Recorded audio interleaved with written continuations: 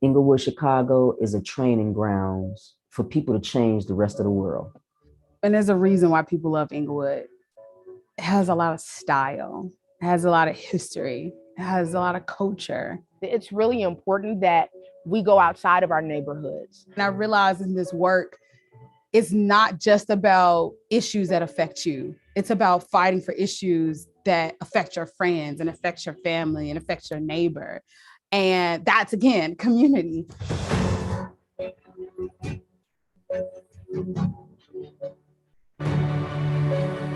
All the different things that I do are just tools to create the environment that I want to see. As things turned out and as my career turned out, I'm in a certain position where I can help people economically, I can mentor them career-wise. You know, there's nobody else who's more qualified to do it than we are, because we live here and we know what we need. We just need the resources to get it done. Englewood is no different than everybody else. So when you provide people with what they need to thrive, they thrive, right? It's as simple as that.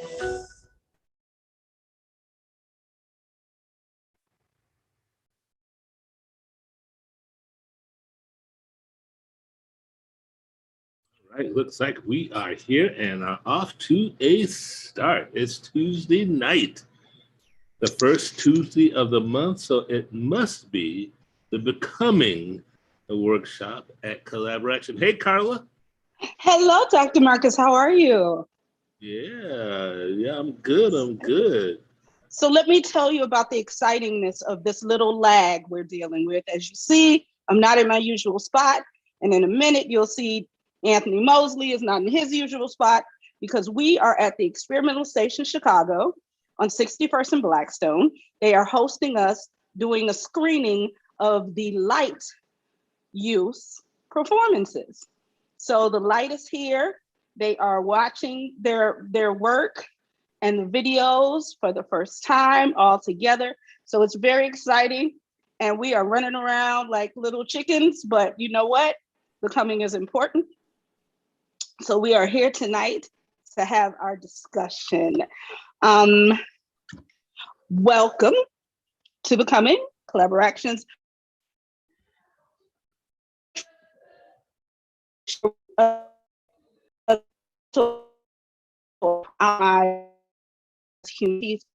Potential, sharing your life with us tonight.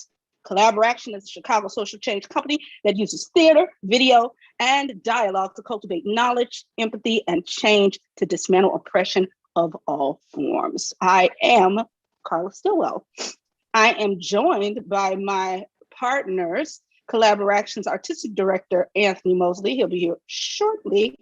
And our esteemed board member, Dr. Marcus Robinson, and all of you who have come to be a part of this circle tonight, and therefore give us all a place to connect and grow as we leave our past behind and build a new world together. We do have some room rules we would like to share with you.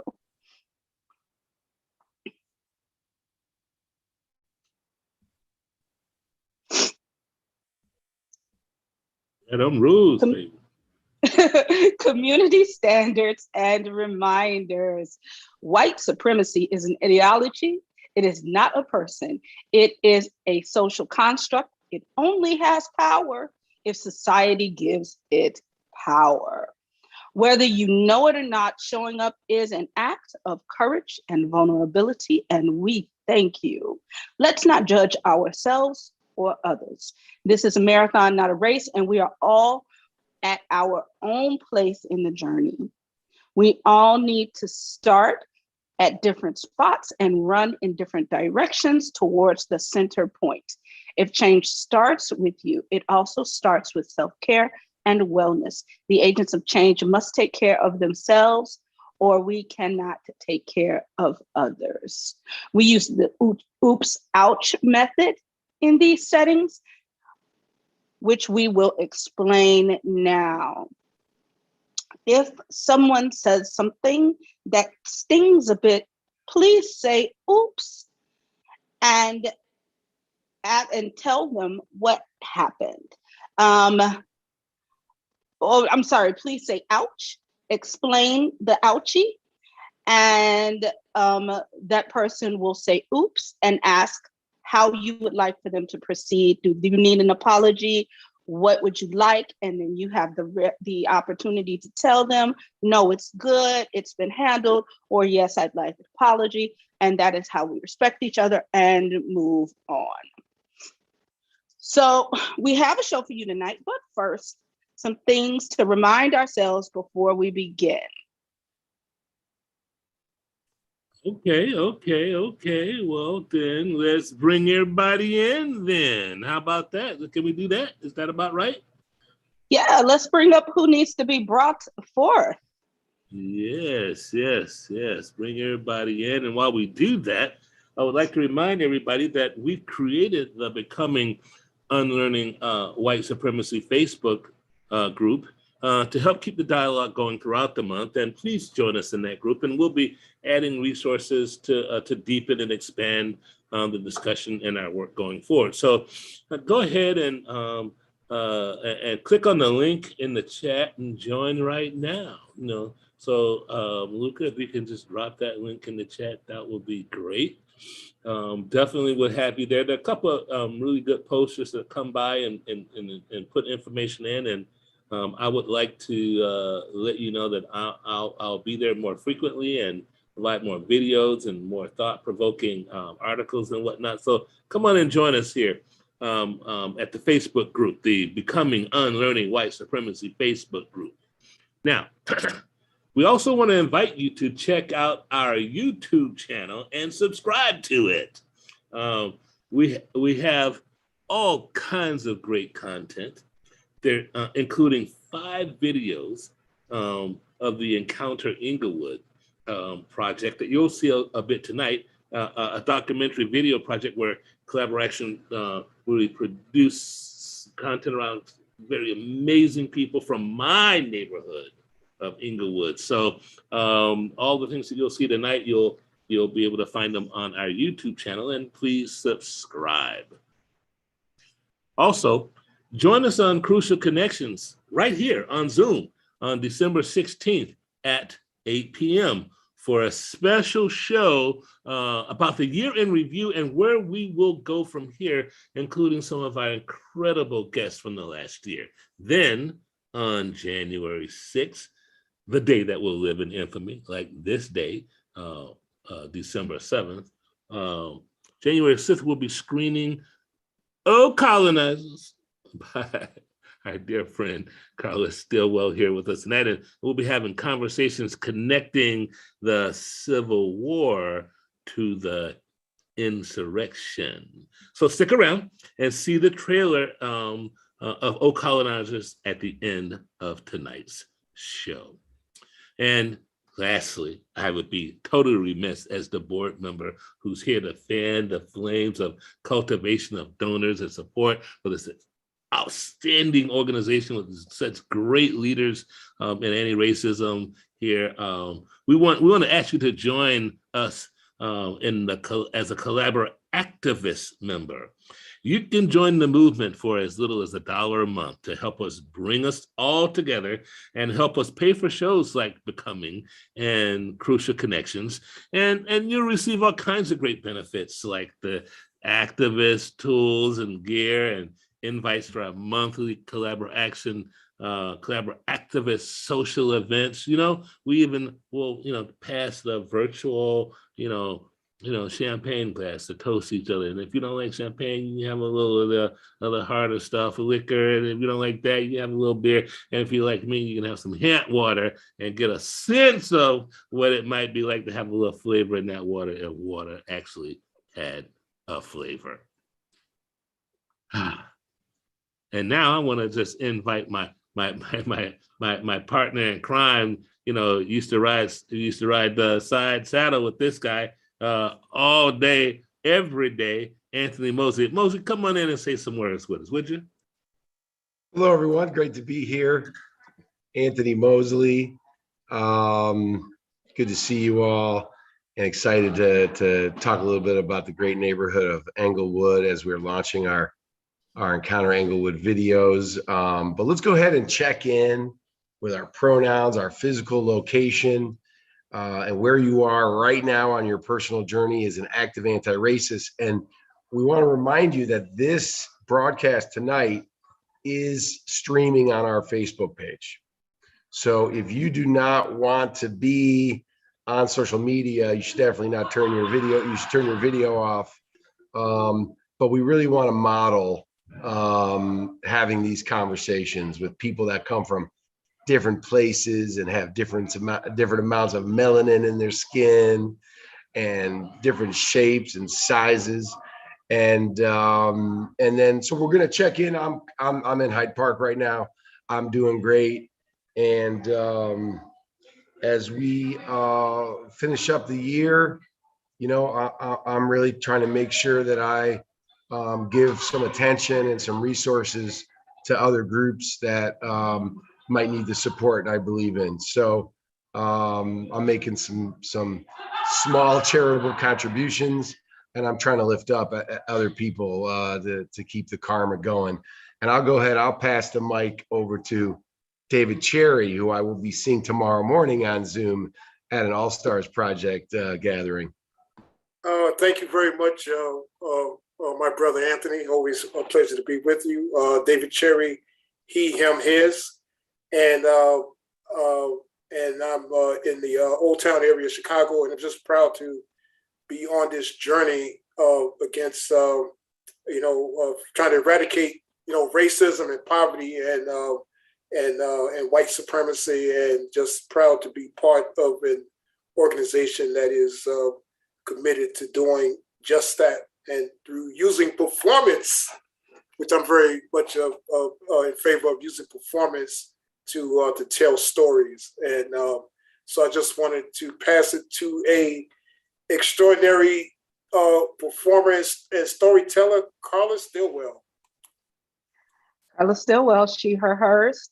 I'm just here, like I said earlier, with this lovely group of youth, the light that Anthony Mosley so expertly pulled together. And here at Experimental Station, which is an artistic home for me. And I'm glad to share it with Collaboration. And hey, if you're in Hyde Park on the weekends, on Saturdays, come down to the farmer's market. And just always excited to do this work. And I will pass it to Tom. Ooh, so I'll get the he, him, his out of the way. I appear to be just down the street from David. I'm in Old Town Triangle. And I forgot the journey part. This is day 2 for me with you guys. So I'll put it 1 month in.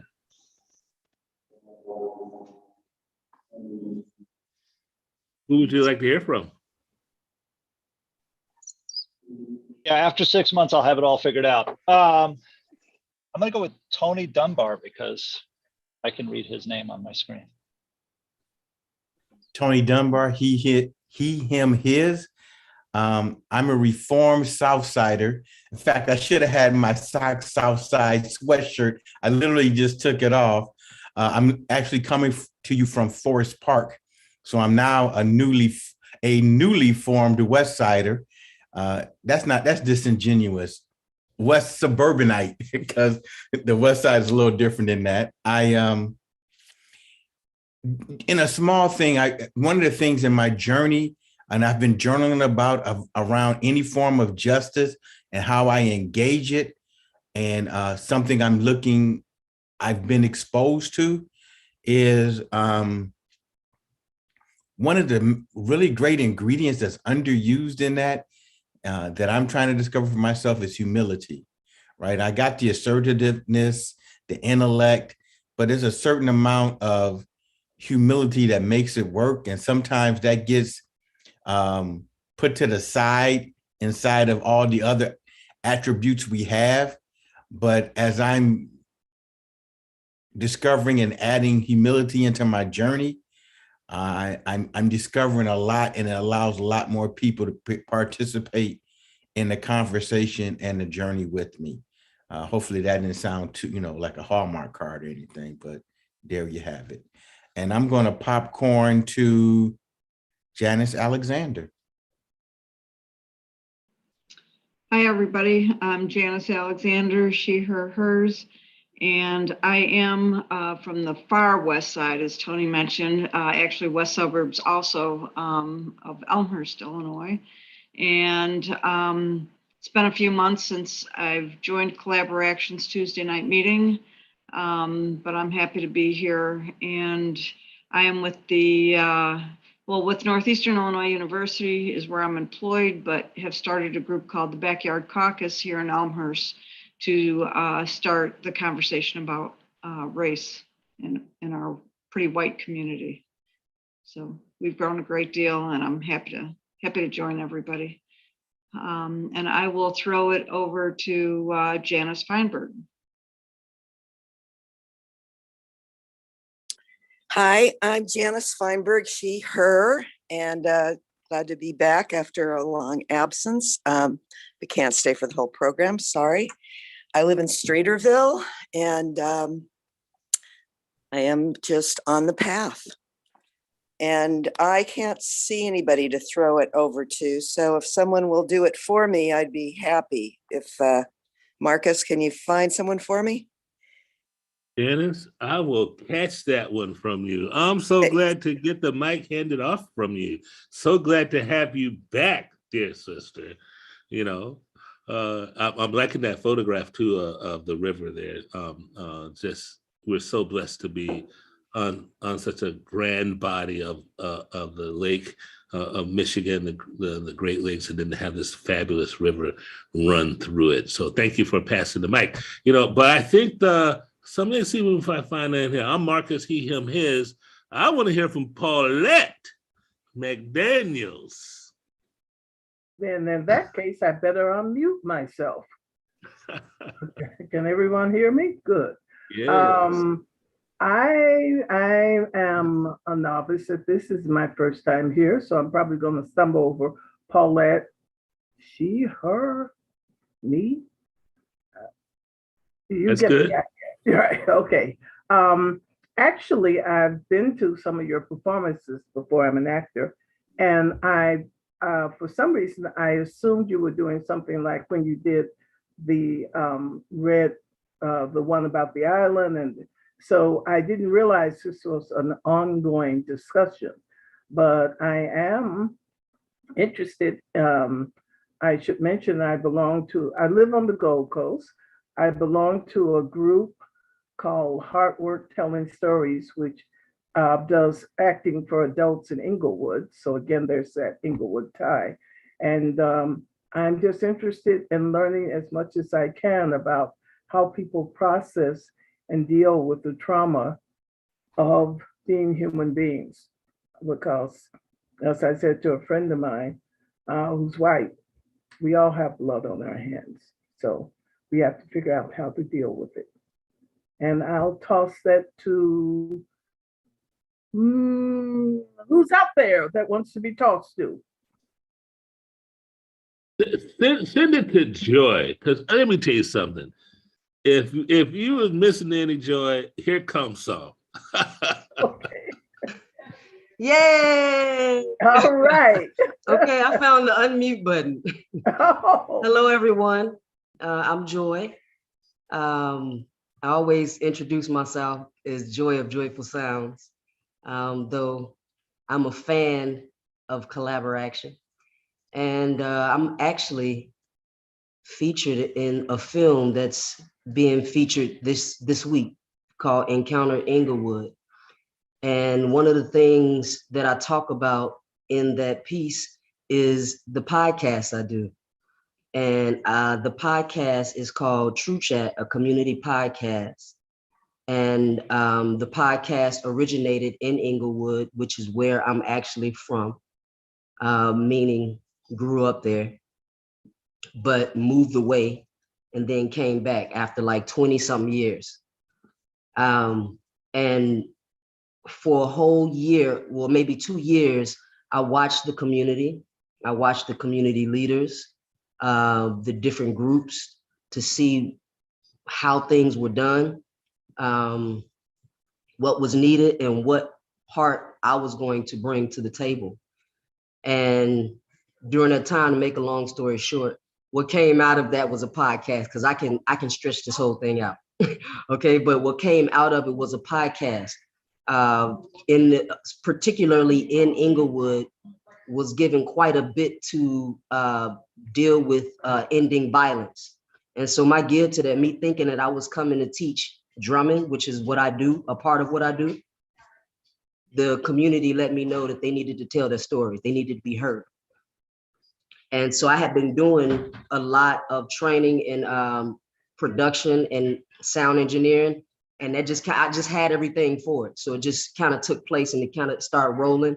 And as it started going, the thing that I find different than what I do is I allow the community to tell me what story is coming next. It started talking about ending violence, and then the community started to speak and tell their stories, talking about trauma, mental illness. And then from there, the things that cause that, some of the things that cause that. And from there, so the stories just continue.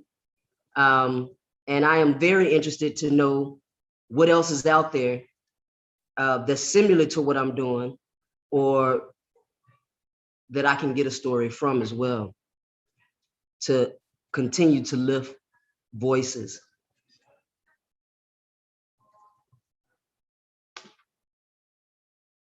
All right, who'd you like to hear from? Call on Andy. Andy look like he's sitting over there quiet. Call on Andy. Andy? Yeah. Okay.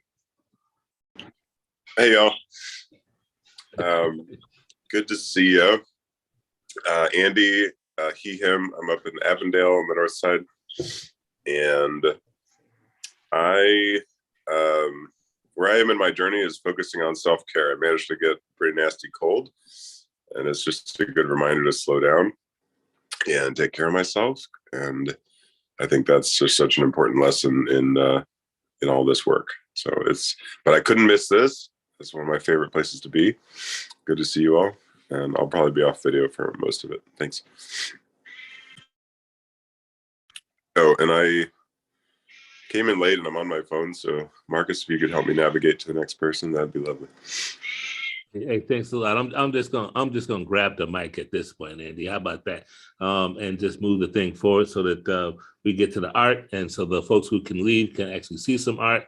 So this month's show will make you better prepared for important discussions by deepening your understanding and appreciation of community change through meeting some of the folks featured in Encounter Englewood.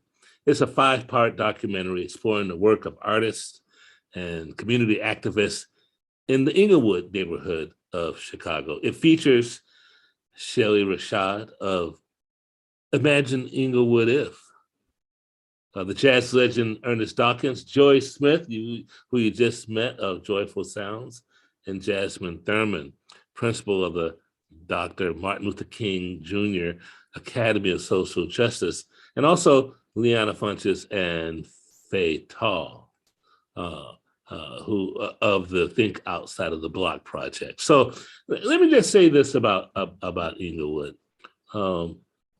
It's a bedroom community of about 10,000 folks, or still 70,000 folks or so, and with a variety of service organizations, and I want to say, businesses that produce services as opposed to manufacturing and build and make stuff, restaurants and that kind of stuff, things that support the kind of the infrastructure of people making and developing families and whatnot, schools and that have you.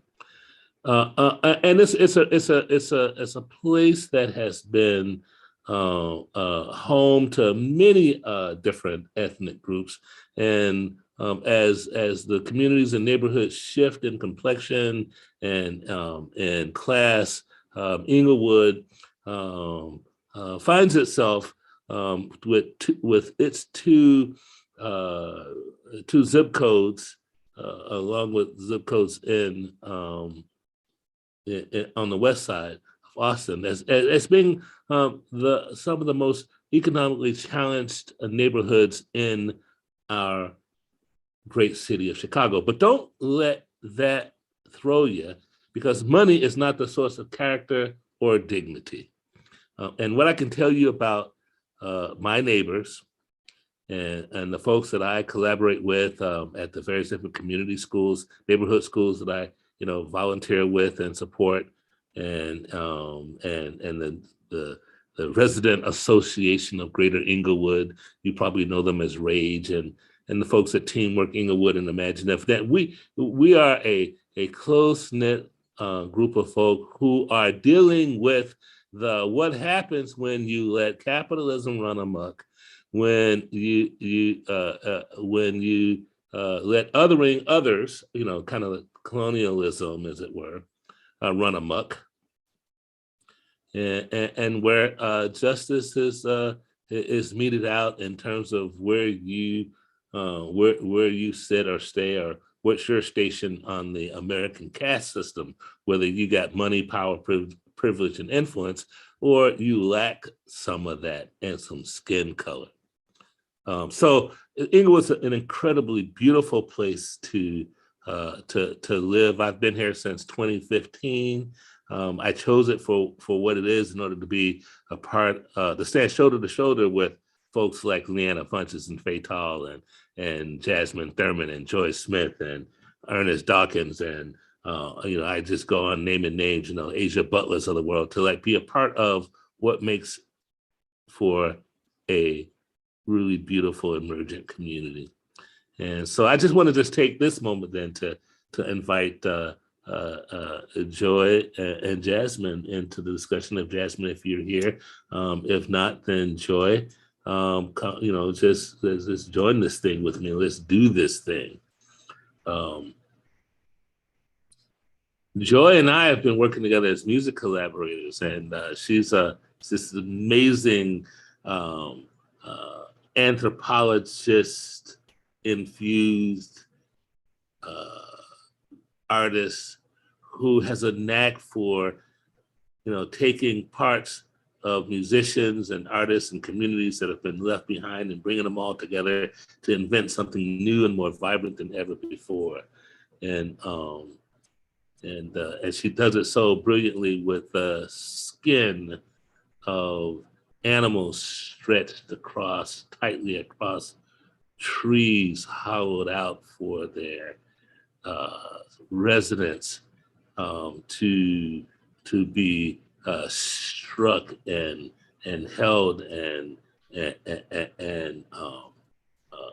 played, if you will, as an instrument of love, of heart. I hear the drum beat of my ancestors in every cadence she plays. So, Joy, come on, say some words. Let's get this thing going. First of all, let me say wow and thank you. This is the first time I've heard percussion described like that in that wonderful voice of yours. So thank you for that. So I want to say that my approach to Englewood, well, first, me coming back home was not even something that was about what I thought it was. I was asking for something more in my life, and where I was, which was Atlanta, Georgia, I had my own company, and I just started Joyful Sounds there. And things were being taken away from me. The more I asked for, because I figured out, I knew where I wanted to be. I knew that I wanted to use music, drumming, a specific type of drumming, to get me into different studios, different stages where entertainers were, musicians were. As far as I'm concerned, the magicians are.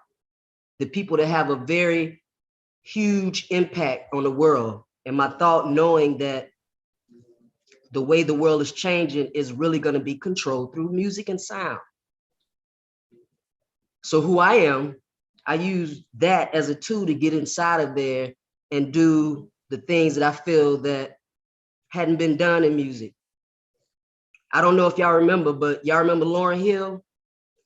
Back in the day, Lauryn Hill, she was an icon for a lot of women, especially like myself. She left the music industry. She got hit, you know, it was emotional and mental illness stuff that hit her, just like a lot of our musicians, actresses, our entertainers, our magicians. And it's actually purposeful. So for me, the role that I feel like I play in the world, that was my role. That was the way, that was my end. And that's where my voice should be, to make the playing grounds a little bit more, a lot more even, to bring the people in that have a more of an influence to see, okay, this is where this world is going. So that was my role into music. And then moving back here to Chicago, once I knew that that's what I wanted to do, I started asking for it, putting it out in the universe, praying for it. And it led me back home. And it led me back home to the streets. And so from there, like I said, I thought I came home teaching not teaching drumming, but playing. I played for a couple of bands. And then I brought my company here. But with that, what I saw, the type of music that I'm playing and what I want, it's not even welcome, because my people don't even know about it. They don't even want to know about it. Not that they don't know that they want to know about it. So my job, okay, well, what's really going on? But to make a long story short, what it is I'm not happy. At the end of all of that and the work that I do is because of what I want to see. In all of this, I see myself creating my reality. I see myself creating the environment that I want to live in. And when I came home, it was not that. It wasn't even what it used to be when I was a kid. When there were gangs, it was a lot more organized than it is on the streets now. And we had a lot more music. It moved through the neighborhoods and through the communities a lot more freer than it does now. So that's what I brought back. I brought back the things that used to work, reminding people. And my focus through these podcasts and hearing people tell their stories and my stories, from what I experienced going away, the things that I've healed through, because I left Chicago, Englewood, 5621 South May. He talked about the two zip codes, 60621, 60636, 30, yeah. And I'm in the heart of it. I can tell you a whole bunch of stories, but I bet we all can. So just saying all of that to say, going away, healing, learning how to heal, coming back, doing a whole bunch of things for a long time, coming back and seeing it not here and not understanding why. Having to hear that, hearing and listening through the pain, because a lot of times people don't necessarily know what it is that's ailing them. If they did, then they really would stop. Don't you think? We all would. So again, listening to the stories, having to hear and listen through the pain, I focus my energy more on us in the community. There are a lot more of us that are in the community, meaning outreach workers or just people that are wanting a better environment around them. They're wanting a better Englewood. How about that? They're out and they're holding other politicians accountable. My job is with the community. I get to the politicians through the community, but looking at the community for us to see ourselves, for us to become accountable so that we actually can hold people accountable. That's the role that I play in Englewood, because that's how I change and what worked for me. A lot of times I find myself, though we have a wide variety of us that are working in Englewood. A lot of times I find myself by myself.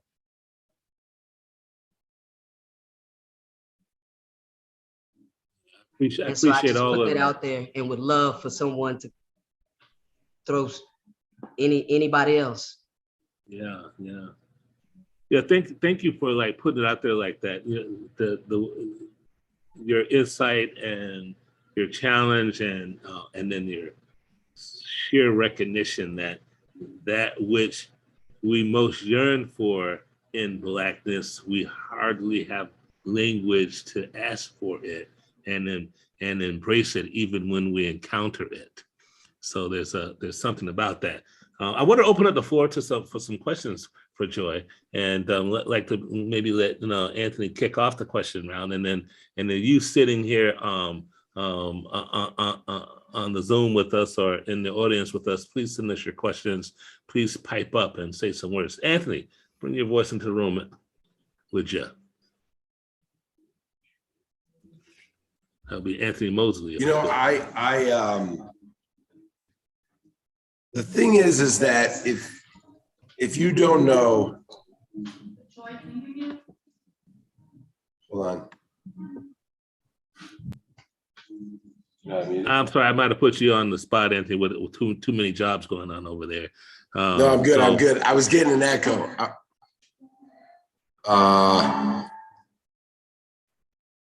think you have to. Oh, I just hear myself. Okay, you can't really engage in these complex conversations about solutions and root causes if you haven't actually been on the ground, as they say. And what these 6 people in Encounter Englewood share with us is a spirit and a generosity and a passion that seems to me to be the key to it all, to dismantling oppression, to racial healing, to making people understand how connected we are and how alike we are. And, you know, my relationship with Joy, I think, is a perfect example of that. I would say my relationship with you, Marcus, is a perfect example of that. That when you go shoulder to shoulder with some of these heroes in Englewood who have made it their life's mission to lift up the community, it really changes the way you look at the whole conversation, especially as a white male. So I would encourage people, please check out these short documentaries. They're remarkable. 2 of them have been released on our YouTube and our Facebook page. Joy's is coming out shortly. We're releasing one every morning, and just watch them. Just watch them and see how they make you feel. See how they make you feel about Englewood, about Chicago. And I am confident you will be more equipped, especially if you're a white person like myself, to participate in real conversations about growth, community change, and ultimately erasing a little bit of the ignorance. I wish any of the neighborhoods I've ever lived in Chicago had half the community that Englewood does. I almost know more people on the street in Englewood than I do in my own neighborhood. And I think it's because these people show up and they care for each other and they're very inclusive. And I wish the rest of the city would follow Englewood's lead. And Englewood isn't the only great neighborhood on the South Side. There are many of them, but there's something special in the water down there in Englewood.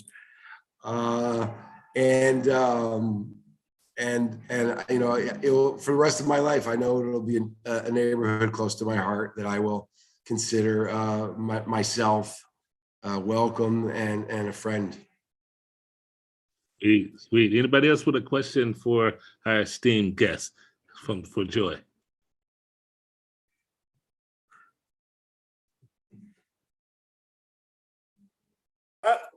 Well, Joy, thank you so much for you know, for everything you just said. And you know, I'm a you know, a native New Yorker, and I had a chance, you know, but I had a chance to do a lot of outreach in Chicago, you know, for you know, some of the programs I have through the All Stars Project.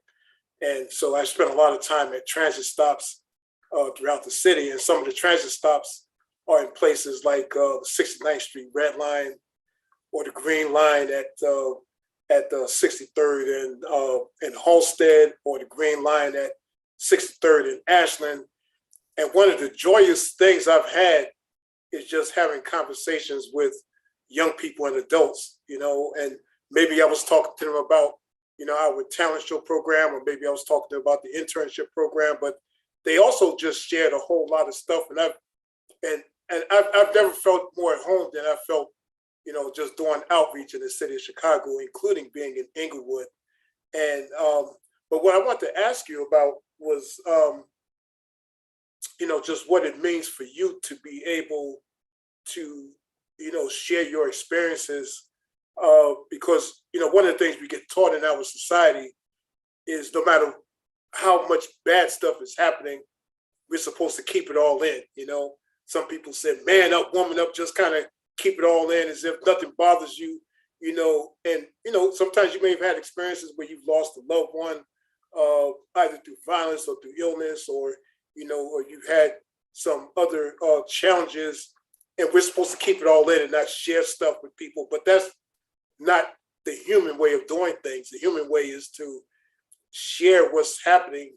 You get it out of your head and into society. But I guess the question I just had for you is, you know, just with any, you know, think about any challenges and things that you've experienced, like what does it mean for you personally to be able to, you know, share yourself, share your experiences, you know, with sometimes with people you don't know. I just want to see how does that make you feel to be able to do that? Thank you for that question. I feel mighty. I feel very powerful, and I feel very grateful more than anything. It is not easy, but that's how I know it's for me. That's how I know it's chosen, because some of the things I do, I don't even think about. I don't think, it just makes sense. And so because of that, I look around and I see people looking and watching me like, how are you doing that? Or like, why are you doing it? Another thing is that I realized I had to accept, I like to use this concept, like the Moses concept. You know, for me, I do it because a lot of, one of the things I do is use myself as an example. So the one thing that sets me apart from a lot of everybody else is that I came back here. So I'm not a part of that indoctrination to keep your mouth closed. I know what true transparency is. And so I teach it through my actions, through the podcast. And that is one of the things that kind of keep me alone. But it also helps me to teach them how to be, because I know they're watching. I know they're listening, but they don't want to say. And I see things change. I know how my community works. So I keep doing what I do. It's not easy, you're right. But I was prepared, and this is what I keep saying. This is why I say thank you for asking me that. I was prepared before I came here, not even knowing. It was something that I was asking for a lot higher. I just wanted to be in these spaces, right? Thinking it's gonna be all about music for me. But I did know it was a tool. Like right now, I'm even to the conversations that I have started, where I am now truly holding us accountable. Because before we can really hold people accountable, others, we really have to hold ourselves accountable. And that is first just acknowledging and accepting who and where we are, and knowing this is not where we're going to be and not where we should be and where we want to be. So it also gives me a platform to give and teach the things I know the way I know. So one of the things I'd like to see is me out here doing it a lot more than I'm doing. And I know that as the time will come when that happens. Just like I'm here on this podcast, this program right now, just like Anthony and Collaboration found me. So I'm a believer in that, truly. When the mission is for you, it's for you. And when you're in those shoes, nothing can stop you until the mission is over. Yeah, you got something special and unique about you, and I noticed that at least one or two other people can see that as well. So I'm going to invite Paulette to raise some questions, because I think there's something there that we might find. Paulette, Paulette, do you know what that mute button is? Unmute, Paulette. Can you do that for me? Okay, I've unmuted me. All right. Hi, Joy. Hello. One of the things I noted was when you were talking about artists and musicians as magicians. And that really struck me, because I believe, and have for years, that artists are prophets.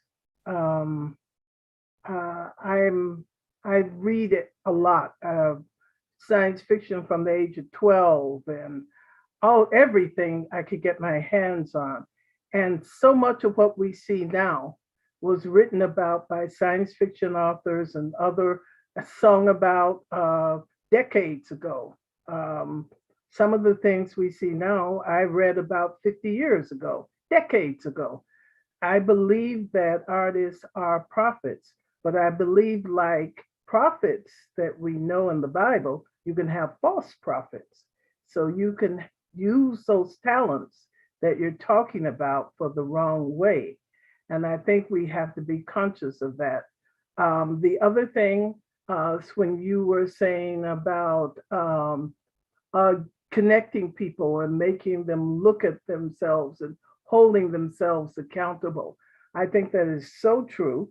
I think that the way I go about it as a storyteller, writer, actor, is I try and make people aware that there's a bit of the other in all of us. And what you see others doing is something that you could well do yourself.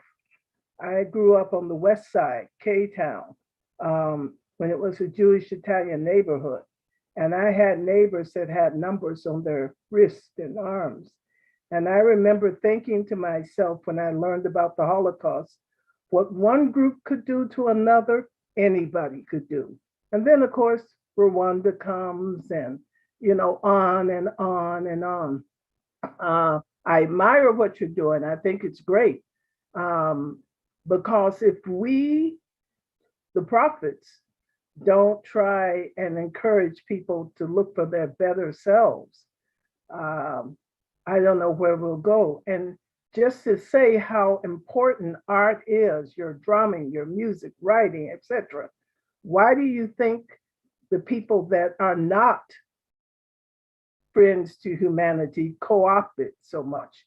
They know the power, and we have to make sure that all of us understand we have power in ourselves. We all have something, a story to tell, an art to give. And I just want to thank you for doing the work you do. That's me done. Wow, Anthony. So Anthony and I share something in common. We were both kind of raised by these Rangers, these military men. But I'm gonna tell you something about that, what it teaches you. It's something that I learned, and it is so much like when I talk about Chicago. I wrote this piece called "It Being the Belly of the Beast." It like the darkness. You have to be able to sit in dark places because it's not going to be light forever, and it can't be dark forever. And you have to know that you're the strength of both. And actually where it starts is in the dark. So saying all of that to say, one of the things, and that's the power of Chicago in me. That's what Chicago makes. That's why Chicago breeds the things that it breeds. So I had to stop whining about a lot of stuff and understand that first. The other thing is that what sergeants do, their tactic is the way they get their platoon or their group to, you know, their army is to join, get them to go against him or go against the sergeant.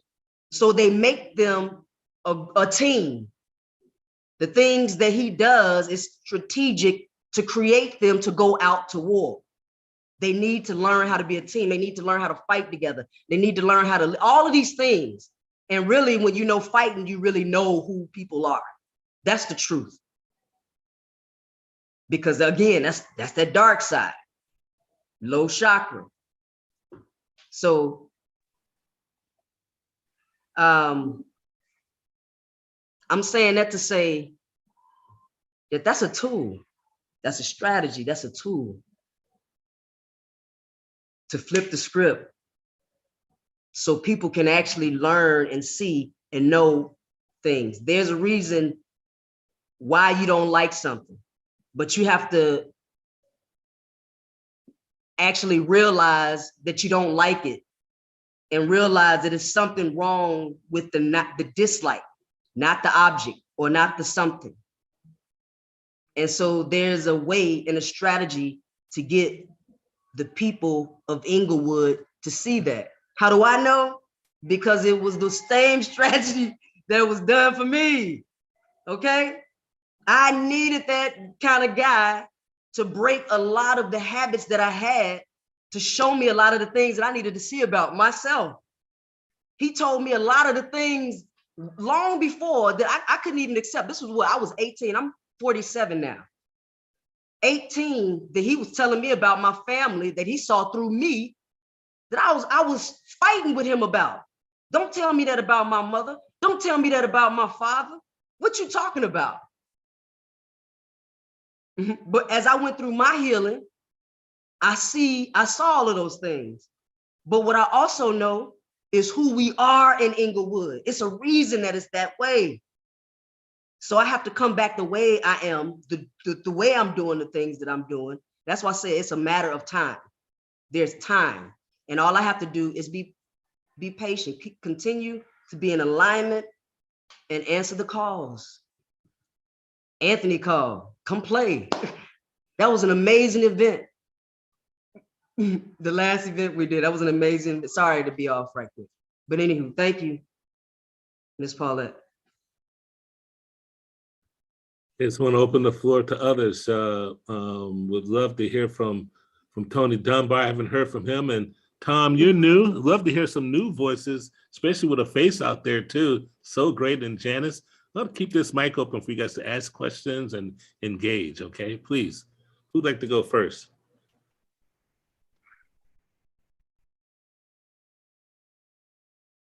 Thank you. Go ahead, Tom. So Joy, how many, having not listened to your podcast, how it seems, other than quickly, whatever, it seems like it's somewhat interview based, question mark. And then how do you tell how many people are listening to it? And can you tell geographically where they're listening from? Is it getting outside of, is it listening to Englewood? Is it listening to Chicago? Is it listening to Illinois? Is it just, you know, I don't even know if those statistics exist to see determine its impact and its effectiveness.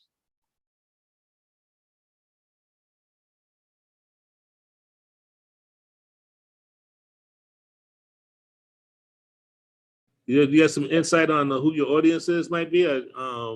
How many people are listening? Any stats like that? You got anything like that about your podcast? She's trying to unmute right now. She's unmuted. It's unmute? Okay. Yes, actually the platform that I use is a free platform. I'm not sure if you're familiar with it. It's Anchor. And Anchor does all of that for you. Everything you said, it distributes to the different platforms. So it's on at least about 8 different platforms, but the most popular platforms are Spotify, Apple Pod, and Google. Is it Google Cast or Google Play? And yes, it's in, and I was excited, but it's like the other countries. I can name off the other countries, but it's just 1%. Most of the listeners, 96% of United States, and the other percentage are from other countries. And some of the listeners I know because I actually engage with them on another platform, which is cool beans, because I learn a lot from what's going on in their country too. And sometimes I get to share that. You asked me something else.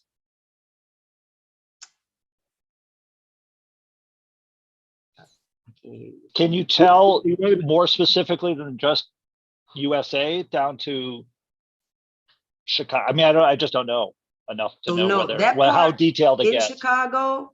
No, it doesn't give me the where in the United States, but it does give me the age groups. It also gives me gender.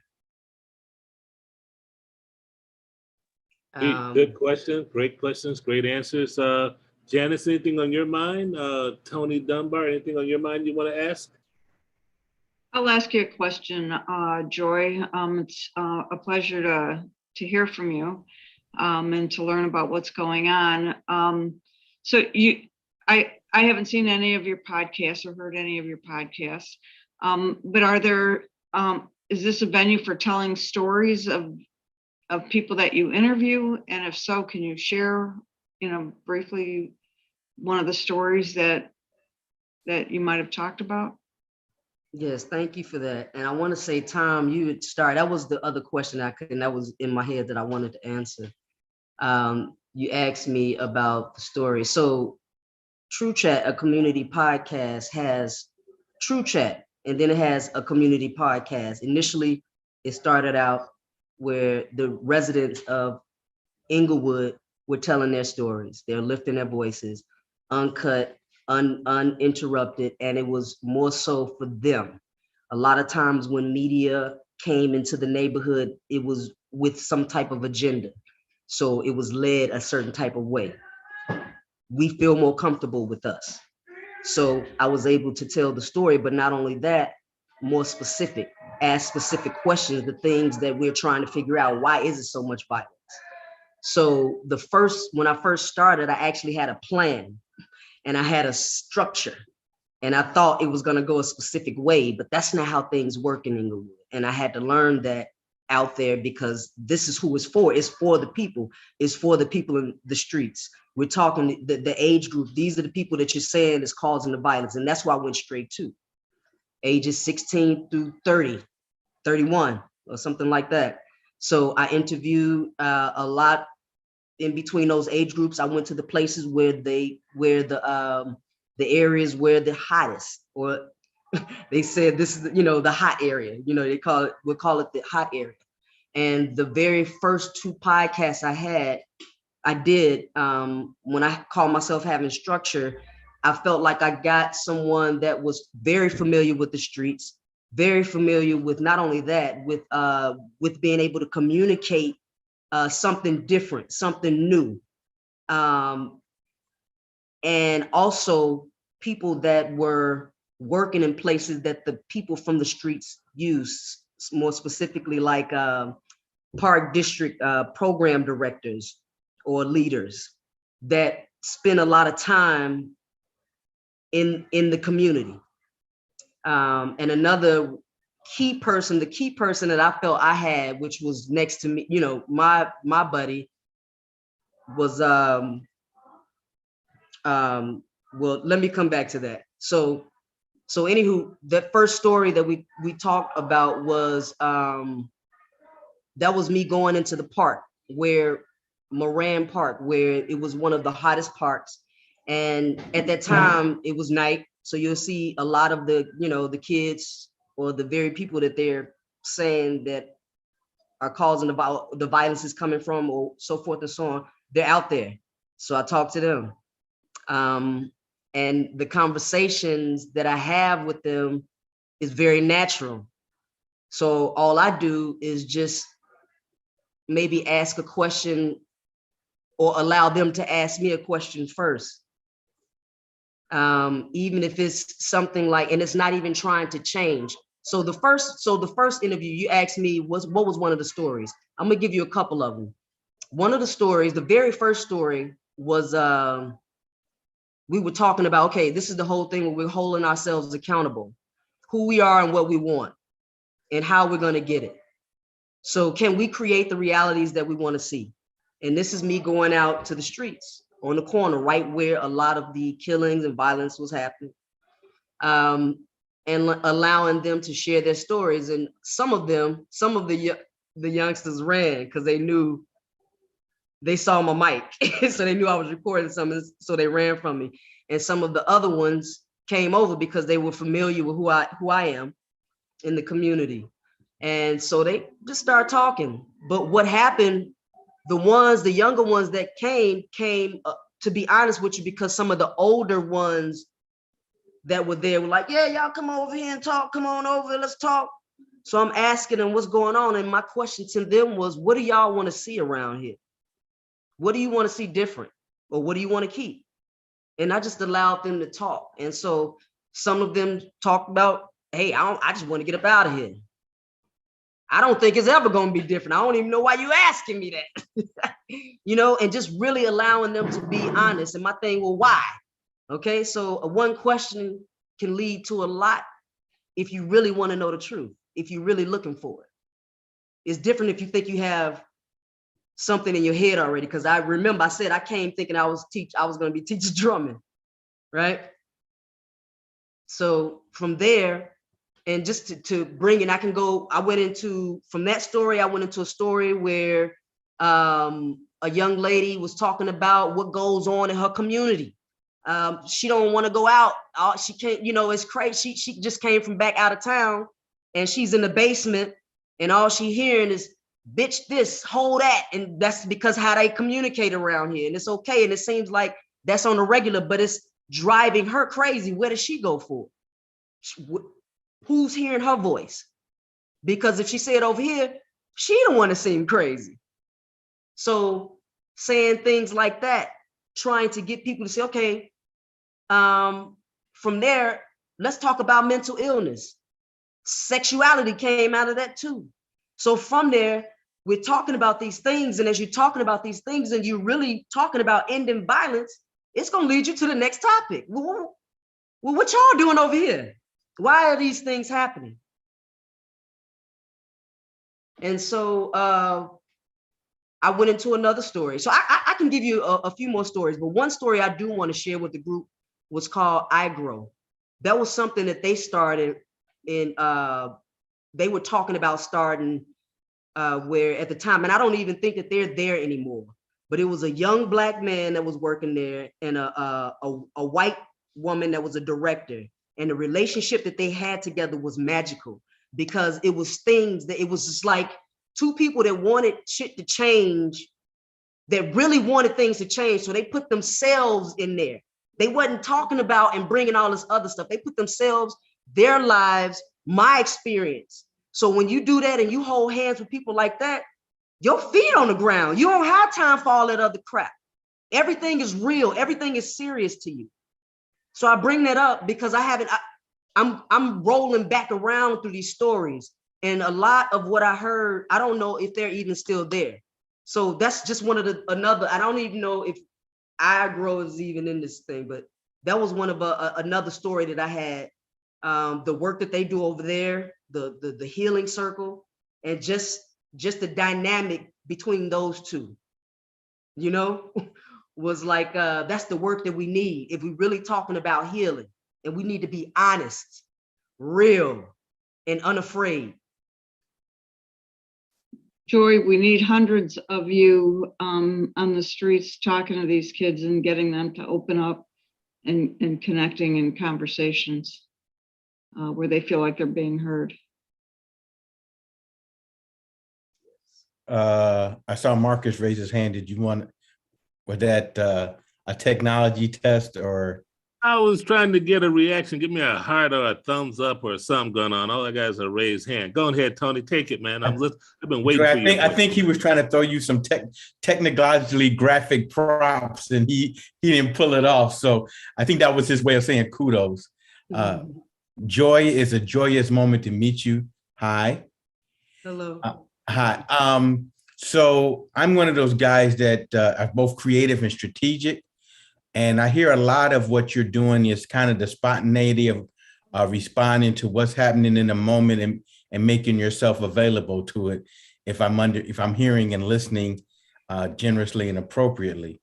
But my question would be, and I think part of it might be in the side that the fact that you're collaborating with Anthony and Marcus, but as moving from the moment to the vision, are you seeing bigger opportunities? Are you seeing the space, the art, the opportunities, the connections? How are you seeing it bigger than just the moment? And and sometimes the vision still has to come, but I don't think you're visionless. So I thought I'd offer that out as a question.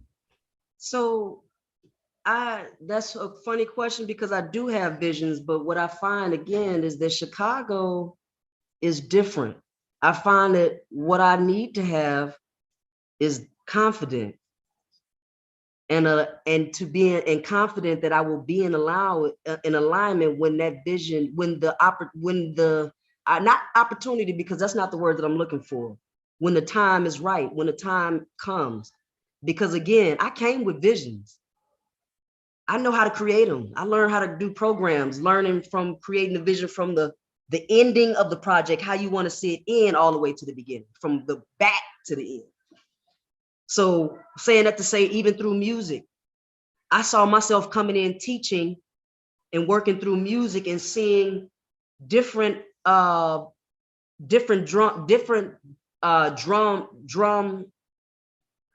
sets, or not sets, but drum teams or drum ensembles around Atlanta, oh my gosh, around Englewood, like it used to be when we were kids. I don't know if you all remember, but we used to have these groups, they were different dance groups, and some of them still exist, but those things started when we were kids. We started those in the community on the blocks, in talent shows and stuff like that. That's where they started. A lot of the cheering, remember those? We used to cheer right on the block. We didn't have to be on a team at school. We hooked it up and got them girls right together on the block. That's how we were. That's how we got down. And what I find is that when I go out, I see the rest of the world copying, doing what we do. So that's my vision. But it's not about me. And that's what I'm learning. And I am one, I'm a D. I always say that because I'm just joy, you know, I'm me. And it took me a long time to get to love all of me. And I'm still getting there. You know, Chicago is teaching me that. But I'm just saying that to say that if I'm telling you that I have surrendered to allow the vision to show itself to me, that's really real. That's real. And sometimes I get to a point because I was not used to speaking that way. You know, I told you I was raised up half by Ranger, you know, things are.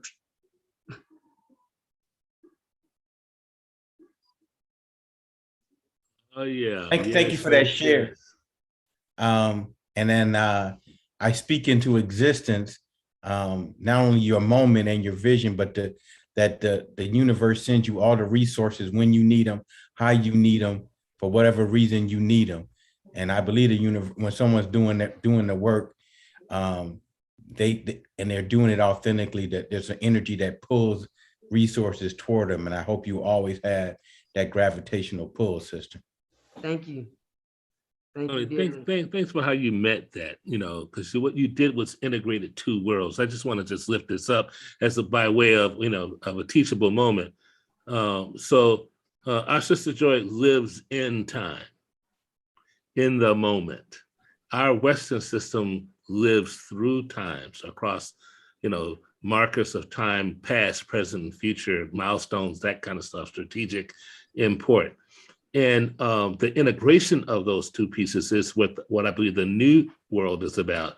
But more importantly, one of the ways that we can resist white supremacy and all of the oppression that comes along with it is to stand in time, in the moment, receiving all those things, Tony, that you just spoke of, that the universe is providing us in this moment, such that the intent of our body, minds, and souls can be manifest in this moment. And there lies the nexus point between vision, intent, and now. So thank you both for doing that, for raising that up, and just a beautiful. I want to invite my Carla back into the conversation to kind of point us towards the barn. It's a little. If you ever rented a horse at a rental stable, you can take that thing out 1,000,000 miles and it'll gallop, gallop, gallop, gallop, gallop, nice and easy. But once you turn it back to the barn, it starts to gallop, gallop, gallop, gallop, gallop, gallop, gallop. So I wanted to turn us toward the barn. Is you ready? You ready for that? Is Carla? I am never ready for this to end, but I know it has to because people need to have dinner. So thank everyone for your input. It was so great. Joy, thank you so much for being here in our crazy mix today. Joy joined us today, so thank you. Thank you to all the guests for your comments, your thoughts, and your very positive energy. Please go to the Becoming Facebook group to comment, to commit to an anti-racist action that you are going to take over the next month, and to add any thoughts or dialogue you want to continue. And join us on Crucial Connections here on Zoom, December 16th at 8 p.m. for a special show about the year in review and where we go from here with some of our incredible guests from the past year. We're going to invite some Peace Book folks and some light folks and all of the people and artists we interact with. Dr. Marcus is always going to be leading us in the discussion because we cannot without that energy at all. We're going to close out today with a little trailer written by a little girl that I know her well. I've known her 48 years. Old colonizers. And it is going to be premiering on January 6th, 2022, a special showing that we hope you all will go and register and be a part of, and be a part of that conversation with us. Yeah. Can't wait for that. Gonna look forward to that. That's such good stuff. I have seen the behind the scenes pieces of that, so I'm totally stoked and ready to share that with the world. So thank you, everyone. This programming on Collaborations Together Network is made possible by the support of our sponsors like KB Chicago, the Mark and Jeannie Manotti Family Foundation, the Joseph and Bessie Feinberg Foundation, seasoned sponsors, and people just like you who make a one-time donation at our collaboration.org website, or they sign up to be a Collabora activist for as little as $1 a month. And you can do that for $10 a month or $25 a month or $500 a month or whatever it is that you think you want to do to support this great work that's going on here. So thank you so very much, everyone, for all that you contribute. And thank you so much, Carla and Anthony, for your leadership at Collabora Action. And that's our show for tonight. You'll see this posted on our website and on our YouTube channel. Please come by, visit, stay a while. Share your ideas. Good night, everybody. Good night. Enjoy the trailer. People have asked how January 6th happened. The whole idea of consequences just does not sound appealing to me at all. I just feel so unheard. Now let's see which path our little America took.